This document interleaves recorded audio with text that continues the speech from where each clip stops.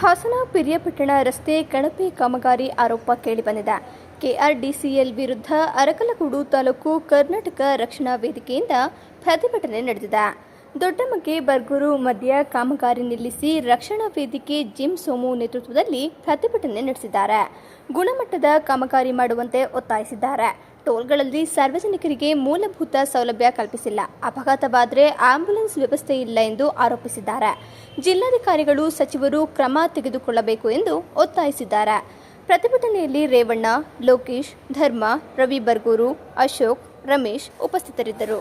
Start ಮಾಡಿದಾಗ ಗ್ರಾಮ ಪಂಚಾಯಿತಿಯ ಅಧ್ಯಕ್ಷರು, ಸದಸ್ಯಗಳು ಮತ್ತು ಮಂಜಣ್ಣವರು ಮತ್ತು ಸಾರ್ವಜನಿಕರೆಲ್ಲ ಸೇರಿ ಈ ಕಳಪೆ ಕಾಮಗಾರಿಯನ್ನು ಇಲ್ಲೇ ಸ್ಟಾಪ್ ಮಾಡಿ ಅಂತ ಹೇಳಿದ್ವಿ. ಆದರೆ ನಮಗೆ ಉಡಾಪಿ ಉತ್ತರ ಕೊಟ್ಟರು. ಆಗ ನಮಗೆ ಎಸ್ಟಿಮೇಷನ್ ಆಗಿರದೆ 20 mm 40 mm ಇಲ್ಲ, 20 mm ಅಂತ ಹೇಳಿದ್ರು. ಆಮೇಲೆ ರೋಡನ್ನು ಯಾವುದೇ ಥರದ ಈ ಬಿರುಕಿಟ್ಟು ಅಥವಾ ಕ್ರ್ಯಾಕ್ ಆಗಿರುತ್ತೆ ಅದನ್ನು ರಿಮೂವ್ ಮಾಡ್ದೇ ಹಾಗೆ ತುಂಬಿದ್ರು. ನಾವು ಗಲಾಟೆ ಮಾಡಿ ಅವತ್ತು 6 ತಿಂಗಳಿಂದ ನಿಲ್ಲಿಸಿ ನಾವು ಅವ್ರಿಗೆ ನೀವು ಮತ್ತೆ ಸ್ಟಾರ್ಟ್ ಮಾಡಬೇಕು ಅಂದರೆ ಈ ಸಂಬಂಧಪಟ್ಟಂಥ ಎಕ್ಸಿಕ್ಯೂಟಿವ್ ಇಂಜಿನಿಯರು, AEE, JE ಈ ಸಂಬಂಧಪಟ್ಟ ಎಲ್ಲ ಅಧಿಕಾರಿಗಳನ್ನು ಕರ್ಕೊಬಂದು ಎಕ್ಸ್ಪ್ಲೇನ್ ಮಾಡಿಸಿ ಪತ್ರಿಕೆ ಮುಂದೆ ಸಾರ್ವಜನಿಕರ ಮುಂದೆ ಎಕ್ಸ್ಪ್ಲೇನ್ ಮಾಡಿಬಿಟ್ಟು ಕಾಮಗಾರಿನ ಸ್ಟಾರ್ಟ್ ಮಾಡಿಸಿ ಅಂತ ಹೇಳಿದ್ವಿ. ನಾವು ಸ್ಟಾರ್ಟ್ ಮಾಡಿಸಿ ಅಂತ ಹೇಳಿದ ತಕ್ಷಣವೇ ಅವರು ಈ ಕಡೆಯಿಂದ ಮತ್ತೆ ಗೊರೂರು ಕಡೆಗೆ ಹಾಸನವರೆಗೆ ಮಾಡ್ಕೊಂಡು ಮತ್ತೆ ರಾಮನಾಥಪುರದಿಂದ ಆಚೆಗೆ ರಾಮನಾಥಪುರದಿಂದ ಈ ಕಡೆಗೆ ಹೀಗೆ ಮಾಡ್ಕೊಬಂದು ಕೆಲಸವನ್ನು ಸಂಪೂರ್ಣ ಕಳಪೆ ಕಾಮಗಾರಿಯನ್ನು ನಿರ್ವಹಣೆ ಮಾಡಿದ್ದಾರೆ. ಇದು ಒರಿಜಿನಲ್ ಡಾಂಬರ್ ಅಲ್ಲ, ಇದಕ್ಕೆ ಆಯಿಲ್ ಮಿಕ್ಸಿಂಗ್ ಇದೆ. ಒರಿಜಿನಲ್ ಡಾಂಬರನ್ನು ಇವ್ರು ಹಾಕಿಲ್ಲ.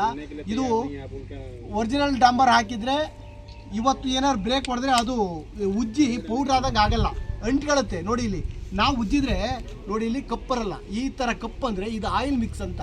ಇದು ಆಯಿಲ್ ಮಿಕ್ಸ್ ಆಗಿದೆ, ಕಳಪೆ ಕಾಮಗಾರಿ ಆಗಿದೆ. ಹಾಸನ ಪಿರಿಯಾಪಟ್ಟಣದವರಿಗೆ ಏನು ಕಾಮಗಾರಿಯನ್ನು ಮಾಡಿದಾರೋ ಸಂಪೂರ್ಣ ಕಳಪೆ ಕಾಮಗಾರಿ ಆಗಿದೆ. ಇನ್ನು 6 ರಿಂದ 1 ವರ್ಷದಲ್ಲಿ ಇವರು ಜಾಗವನ್ನು ಖಾಲಿ ಮಾಡ್ತಾರೆ. ಇನ್ನು 6 ತಿಂಗಳಿಗೆ ಕಿತ್ತೋದ್ರು ನಾವು ಯಾರೂ ಕೇಳೋಕ್ಕಾಗಲ್ಲ. ಸಾರ್ವಜನಿಕರ ದುಡ್ಡು, ಬಡ ಕೂಲಿ ಕಾರ್ಮಿಕರ, ರೈತರ ಎಲ್ಲ ದುಡ್ಡು ಇದೆ. ಆದ್ದರಿಂದ ಸರ್ಕಾರಕ್ಕೆ ಮತ್ತು ನಮ್ಮ ಹಾಸನ ಜಿಲ್ಲಾಧಿಕಾರಿಗಳಿಗೆ, ನಮ್ಮ ತಾಲೂಕಿನ MLA ಅವರಾದಂಥ ಮಂಜಣ್ಣನವರಿಗೆ ಮತ್ತು ಎಲ್ಲ ಚುನಾಯಿತ ಪ್ರತಿನಿಧಿಗಳಿಗೆ ಮತ್ತು PW ಮಿನಿಸ್ಟರ್ ಅವರಿಗೆ ನಾವು ಮನವಿ ಮಾಡ್ಕೊಳ್ಳೋದೇನೆಂದರೆ ಈ ಕಳಪೆ ಕಾಮಗಾರಿಯನ್ನು ಸಂಪೂರ್ಣವಾಗಿ ತೆರವುಗೊಳಿಸಿ ಗುಣಮಟ್ಟ ಕಾಮಗಾರಿಯನ್ನು ನಿರ್ವಹಣೆ ಮಾಡ್ಕೊಳ್ಬೇಕು ಅಂತ ತಮ್ಮಲ್ಲಿ ಕೇಳ್ಕೊಳ್ತೀವಿ. ಮತ್ತು ರೇವಣ್ಣವ್ರು ಹೇಳಿದರು, ಹೌದು ಇಲ್ಲಿ ಟೋಲ್ ಇದೆ, 2 ಟೋಲ್ ಇದೆ. ಎಲ್ಲಿ ಗೊರೂರು ಹತ್ರ ಒಂದು, ನಮ್ಮ ನಿಲ್ವಾಗ ಹತ್ರ ಒಂದು ಇದೆ. ಆ 2 ಟೋಲನ್ನು ಇಲ್ಲಿವರೆಗೂ ಸುಮಾರು ಈ ರಸ್ತೆಯಲ್ಲಿ ಒಂದು 25 ರಿಂದ 30 ಆಕ್ಸಿಡೆಂಟ್ಗಳು ಬರೀ ಅರಕಲೋಡಿಂದ ಈಚೆಗೆ ಆಗಿದ್ದಾವೆ. ದೊಡ್ಡಮಗಿಯಿಂದ ಅರಕಲೋಡಿಂದ ಈಚೆಗೆ ಒಂದೇ ಒಂದು ಆಕ್ಸಿಡೆಂಟ್ ಆದ್ರೂ ಸಮೇತ ಅವ್ರ ಗಾಡಿಗಳು ಬಂದು ಎಮರ್ಜೆನ್ಸಿಗೆ ಬಂದು ಕರ್ಕೊಂಡು ಹೋಗಿಲ್ಲ. ಯಾವುದೇ ಪ್ರಥಮ ಚಿಕಿತ್ಸೆಯಾಗಿ ಅವ್ರು ಕರ್ಕೊಂಡು ಹೋಗಬೇಕು, ಅವ್ರ ಗಾಡಿಗಳು ಬರಬೇಕು. ಗಾಡಿಗಳು ಪಂಚರ್ ಆದರೆ ಅವರು ಬಂದು ತುರ್ತು ಇದನ್ನು ನೋಡಬೇಕು. ಯಾವುದೇ ಥರದ ಸೇವೆಯನ್ನು ಈ ಟೋಲನ್ನು ಸಮೇತ ಕೊಡ್ತಾ ಇಲ್ಲ. ಆದ್ದರಿಂದ ದಯಮಾಡಿ ನಾವು ಅಧಿಕಾರಿಗಳಿಗೆ, ಸರ್ಕಾರಕ್ಕೆ ಮತ್ತು PWD ಮಿನಿಸ್ಟ್ರಿಗೆ ಮತ್ತು ನಮ್ಮ ಹಾಸನ ಜಿಲ್ಲಾಧಿಕಾರಿಗಳಿಗೆ ಕಳಕಳಿಯಾಗಿ ನಾವೆಲ್ಲರೂ ಕೈ ಮುಗಿದಾಗ ಕೇಳ್ಕೊಳ್ತೀನಿ. ನಮ್ಮೆಲ್ಲರ ಮನವಿಯನ್ನು ನಾವು ಯಾರೋ ಇಲ್ಲಿ ದುಡ್ಡು ಮಾಡಬೇಕು ಅಂತ ದೇವರಾಣಿಗೂ ನಾವು ಯಾರೂ ಬಂದಿಲ್ಲ. ನಾವು ಸಾರ್ವಜನಿಕವಾಗಿ ಎಲ್ಲರಿಗೂ ಗುಣಮಟ್ಟದ ಒಂದು ಈ ಕಾಮಗಾರಿ ಆದರೆ ಇನ್ನೂ ಒಂದು 20 ವರ್ಷ ಬಾಳಿಕೆ ಬರುತ್ತೆ. ಇಲ್ಲ ಅಂದರೆ ಇನ್ನು 6 ತಿಂಗಳು ವರ್ಷಕ್ಕೆ 100% ಕಿತ್ತೋಗುತ್ತೆ. ಈ ಕಳಪೆ ಕಾಮಗಾರಿಯನ್ನು ತಡೆಗಟ್ಟಿ ಗುಣಮಟ್ಟದ ಕಾಮಗಾರಿಯನ್ನು ನಿರ್ವಹಣೆ ಮಾಡೋಕ್ಕೆ ಎಲ್ಲ ಅಧಿಕಾರಿಗಳು, ಎಲ್ಲ ಸರ್ಕಾರ ಮತ್ತು ನಮ್ಮ MLA ಅವರು ಸಹ ಬಂದು ಗುಣಮಟ್ಟ ಕಾಮಗಾರಿಯನ್ನು ಮುಂದುವರಿಸಬೇಕು, ಕಳಪೆ ಕಾಮಗಾರಿಯನ್ನು ಇಳಿಸಾಕಬೇಕು ಅಂತ ತಮ್ಮಲ್ಲಿ ಈ ಕಳಕಳಿಯಾಗಿ ನಾವು ಪ್ರಾರ್ಥನೆ ಮಾಡ್ತೀವಿ. ರೋಡು ನಾವು 10 ವರ್ಷದಿಂದ ನೋಡ್ತಲೇ ಇದ್ದೀವಿ ಈ ರೋಡನ್ನು. ಈ ರೋಡ್ಗೆ ಯಾರೂ ಇಂಜಿನಿಯರ್ ಆಗಲಿ ಯಾರು ಆಗಲಿ ರೋಡ್ ಮಾಡಿ ಹೋಗಿರೋದು ಹೊತ್ತು ಇಲ್ಲಿವರೆಗೆ 8 ವರ್ಷ ಆಯಿತು. 8 ವರ್ಷದಿಂದ ಈ ರೋಡ್ಗೆ ಬಂದಿಲ್ಲ.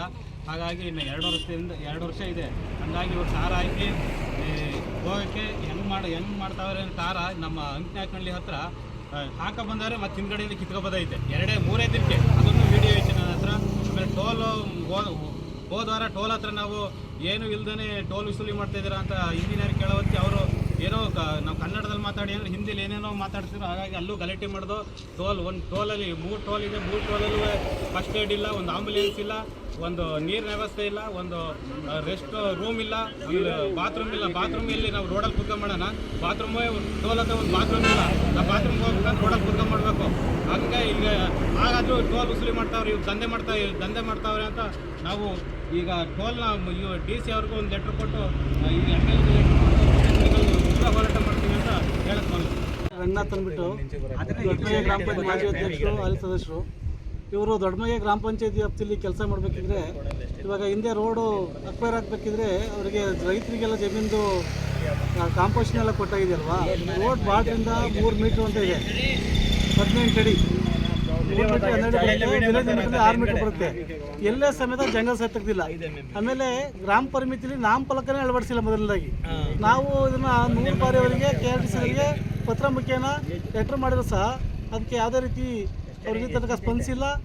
ಎಲ್ಲ ಊರಿಗೂ ಇವರು KRDC ವತಿಯಿಂದ ಆ ಊರಿನ ನಾಮಫಲಕ ಮೊದಲು ಹಾಕ್ಬೇಕು. ಊರ್ ಲಿಮಿಟ್ ಒಳಗಡೆ ರೋಡ್ ಎಂಡಿಂದ 6 ಮೀಟ್ರು ಇವ್ರು ಪೂರ್ತಿ ಇವ್ರ ಜಾಗನ ಅಕ್ವೈರ್ ಮಾಡ್ಕೊಂಡು ಕ್ಲೀನ್ ಮಾಡಬೇಕು. ಯಾವುದೇ ಜಂಗಲ್ ಸಮೇತ ತೆಗ್ದಿಲ್ಲ. ಮುಖ್ಯ ರಸ್ತೆ ನೋಡಿ, ಅಲ್ಲಿ ಮುರಾರ್ಜಿ ಸ್ಕೂಲ್ ಹತ್ರ, ಅಂಬೇಡ್ಕರ್ ಶಾಲೆ ಹತ್ರ ಎಲ್ಲ ಡ್ರೈನ್ ಕಾಂಪೌಂಡ್ ಇಂದ ರಸ್ತೆ ಗಂಟಲು ಜಂಗಲ್ ಬೆಳ್ಕೊಂಡಿದೆ. ಇದ್ರ ಬಗ್ಗೆ ನಾವು 4-5 ಬಾರಿ ಪತ್ರ ಮುಖೇನ KRDC ಅಧಿಕಾರಿಗಳಿಗೆ ಪತ್ರ ಮುಖೇನ ಎಲ್ಲ ಏನು ಕ್ರಮ ಕೈಗೊಂಡಿಲ್ಲ. ಇದನ್ನ ಕ್ರಮ ಕೈಗೊಂಡು ಒಳ್ಳೆ ಕಾಮಗಾರನ ಮಾಡಲಿಕ್ಕೆ ಅವಕಾಶ ಮಾಡಿಕೊಡ್ಬೇಕು. ಮಾನ್ಯ ಅಧಿಕಾರಿಗಳು KRDC ಅವರಿಗೆ ಸರ್ಕಾರದಿಂದ ಟೆಂಡರ್ ಆಗಿದ್ರೆ ಅವರು ದಿಲೀಪ್ ಬಿಡ್ಕರಿಗೆ ಕೊಟ್ಟಿದ್ದಾರೆ. KRDC ಸಂಬಂಧಪಟ್ಟಂಥ ಅಧಿಕಾರಿಗಳು ಒಬ್ಬರು ಸಹ 5 ಗಂಟೆ ಬಂದಿಲ್ಲ. ಯಾವಾಗಲೂ ಸಹ ನಾವು ಹೇಳಿದರೆ ಉಡಾಫೆ ಉತ್ತರ ಕೊಡ್ತಾರೆ. ದಯಮಾಡಿ ಅದನ್ನು ಉಡಾಫೆ ಉತ್ತರ ಕೊಡೋದು ನಿಲ್ಲಿಸಿ ಉತ್ತಮವಾದಂಥ ಗುಣಮಟ್ಟದ ಕಾಮಗಾರಿ ನಡೆಸಬೇಕು. ವಿಲೇಜ್ ಲಿಮಿಟಲ್ಲಿ ಏನು ಇವರು ರೋಡ್ ಎಂಡಿದೆ ಅಲ್ಲಿಂದ 6 ಮೀಟ್ರು ಅವರ ರಸ್ತೆ ಮಧ್ಯೆಲ್ಲ ಕ್ಲೀನ್ ಮಾಡಿ ಸ್ವಚ್ಛತೆ ಮಾಡೋದು ಮೇನು. ಆಮೇಲೆ ಇವತ್ತು ದೊಡ್ಡ ಮಧ್ಯೆ ಡಿವೈಡರ್ ಮಾಡಿದ್ದಾರೆ. ದೊಡ್ಡ ಮಧ್ಯೆ ಬರ್ಗೋರು ಆ ಲೈಟ್ ಡಿವೈಡರ್ ಬಗ್ಗೆ ಲೈಟ್ ಹಾಕಿದಾರಲ್ಲ, ಆ ಲೈಟು 1 ವರ್ಷದಲ್ಲಿ 6 ತಿಂಗಳು ಮುಗಿಯಲ್ಲ. ಅದನ್ನು ಸಹ ನಾವು KRDC ಅವ್ರಿಗೆ ಮತ್ತು ಇವರು ದಿಲೀಪ್ ಬಿಳ್ಕನ್ಗೆ ಪತ್ರ ಮುಖೇನ ಎಲ್ಲ ನಾವು ಪಂಚಾಯತಿಯಿಂದ ರಿಸರ್ವೇಷನ್ ಮಾಡಿ ಕಳಿಸ್ಕೊಟ್ರೆ ಏನೇ ಕ್ಯಾರೆ ಅಂದಿಲ್ಲ. ಸಂಬಂಧಪಟ್ಟ ಅಧಿಕಾರಿಗಳು ಕ್ರಮ ಕೈಗೊಳ್ಳಬೇಕು ಅಂತ ಹೇಳ್ಕೊಳ್ತೀವಿ. ಕರ್ನಾಟಕ ಸರ್ಕಾರದ ಮಹತ್ವಾಕಾಂಕ್ಷಿ ಯೋಜನೆ ಭಾಳ ದಿವಸದಿಂದ ನಾವು ಗುಂಡಿ ರೋಡಲ್ಲಿ ಓಡಾಡ್ತಿದ್ದೆ. 2018ನೇ ಇಸ್ವಿನಲ್ಲಿ ದಿಲೀಪ್ ಬಿಲ್ಟಿಕಾನ್ ಎಂಬ ಸಂಸ್ಥೆಗೆ ಟೆಂಡರ್ ಆಗಿ ಏನು ಕಾಮಗಾರಿ ಮಾಡಿ 8 ವರ್ಷದ ಇದು ಒಂದು ಮೇಂಟೆನೆನ್ಸ್ ಪೀರಿಯಡಲ್ಲ ಸರಿ 8 ವರ್ಷದ ಅವಧಿ ಇತ್ತು. ಇಷ್ಟೊತ್ತಿಗೆ ಮುಗಿಸ್ಬೇಕಿತ್ತು ಇನ್ನೊಂದು ಕೋರ್ಟನ್ನು. ಆದರೂ ದಿಲೀಪ್ ಬಿಲ್ಟಿಕಾನ್ ಕಂಪ್ನಿಯವರು ಯಾವುದೇ ಗುಣಮಟ್ಟದ ಕಾಮಗಾರಿ ಮಾಡ್ತಾನೆ ಮತ್ತು ಎಲ್ಲೆಲ್ಲಿ ಕ್ರಾಕ್ ಇರುತ್ತೆ ಅದ್ರ ಮೇಲೆ 40 mm ಹಾಕಬೇಕು. ನಮ್ಮ ಎಸ್ಟಿಮೇಷನ್ ಪ್ರಕಾರ ಇವ್ರು 10 mm ಸಹ ಆಗ್ತಿಲ್ಲ. ಮತ್ತು ಏನು ಇವರು ಹಾಕಿದ್ದಾರೆ ಇನ್ನೊಂದು ರೌಂಡ್ ಬಿಟುಮೆನನ್ನು, ಅದು ಆಲ್ರೆಡಿ ಕಿತ್ತೋಗ್ತಿದೆ. ಸೊ ಹಾಗಾಗಿ ಇವತ್ತು ದಿಲೀಪ್ ಬಿಲ್ಟಿಕಾನ್ ಕಂಪ್ನಿ ಮತ್ತು ಇಂಡಿಪೆಂಡೆಂಟ್ ಇಂಜಿನಿಯರು, KRDCL ಇಂಜಿನಿಯರ್ಗಳು ಇವರು 3 ಸಂಸ್ಥೆಗಳು ಸಹ ಭ್ರಷ್ಟಾಚಾರಕ್ಕೊಳಗಾಗಿ ಇವತ್ತು ಹಾಸನ ಪಿರಿಯಾಪಟ್ಟಣ ರಸ್ತೆನ ತುಂಬ ಹದಗೆಡಿಸಿದ್ದಾರೆ. ಆ ನಿಟ್ಟಿನಲ್ಲಿ ಇವತ್ತು ನಾವು ಕರ್ನಾಟಕ ರಕ್ಷಣಾ ವೇದಿಕೆ ಮತ್ತು ದೊಡ್ಡಮಗ್ಗೆ ಗ್ರಾಮ ಪಂಚಾಯತಿ ವತಿಯಿಂದ ಮತ್ತು ಸಾರ್ವಜನಿಕ ಪ್ರತಿನಿಧಿಗಳು ಇವತ್ತು ಪ್ರತಿಭಟನೆ ಮಾಡಿದ್ದೀವಿ. ಪ್ರತಿಭಟನೆ ಮಾಡಿದರೆ ಇಲ್ಲಿ ಯಾವುದೇ ಒಂದು ಸರಿಯಾದ ಉತ್ತರ ಸಿಗ್ತಿಲ್ಲ. ಇವತ್ತು ದಿಲೀಪ್ ಬಿಲ್ಟಿಕಾನ್ ಸಂಸ್ಥೆಯವರು ಉಡಾಪೆಂದು ವರ್ತಿಸೋದು, ನಾವು ಕನ್ನಡದಲ್ಲಿ ಮಾತಾಡೋಕೆ ಹೋದರೆ ಅವರು ಹಿಂದಿನಲ್ಲಿ ಮಾತಾಡಿ ನಮಗೆ ಭಾಷಾ ಅವಮಾನನೂ ಸಹ ಮಾಡ್ತಿರ್ತಾರೆ. ಏಕವಚನದಲ್ಲಿ ಮಾತಾಡೋದ ರೀತಿ ಕೆಲಸ ಮಾಡ್ತಿದ್ದಾರೆ. ಮತ್ತು ಇದೇ ರೀತಿ ಟೋಲ್ ಸಂಗ್ರಹದಲ್ಲೂ ಸಹ ಇವತ್ತು ಫಸ್ಟ್ ಏಡ್ ಇರಬೇಕು, ಮತ್ತು ಆಂಬುಲೆನ್ಸ್ ವ್ಯವಸ್ಥೆ ಇರಬೇಕು, ಟಾಯ್ಲೆಟ್ ಇರಬೇಕು, ಡ್ರಿಂಕಿಂಗ್ ವಾಟರ್ ಫೆಸಿಲಿಟೀಸ್ ಇರಬೇಕು, ರೆಸ್ಟ್ ರೂಮ್ ಇರಬೇಕು. ಅದು ಯಾವುದನ್ನು ಮಾನದಂಡಗಳನ್ನಿಂದಲೇ ಇವತ್ತು ಟೋಲ್ ವಸೂಲಿ ಮಾಡಿ ನಮ್ಮ ಹಾಸನ ಪಿರಿಯಾಪಟ್ಟಣ ರಸ್ತೆ ಓಡಾಡ್ತಿರೋ ಸಾರ್ವಜನಿಕರ ಹಣನ ಲೂಟಿ ಮಾಡ್ತಿದ್ದಾರೆ.